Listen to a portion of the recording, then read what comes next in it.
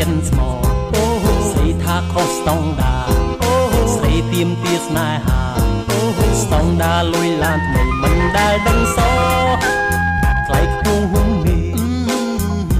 ជាចំឡាយផ្លែកណាស់លោកកៃក្តីស្នេហា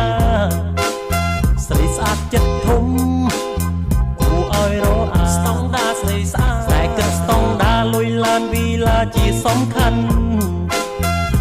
បដិសេធចិត្តស្មោះដាក់កំហុសប្រុសមានភក្តីមិនយល់ទេស្នេហ៍អូនជាអ្វីទៅកលយា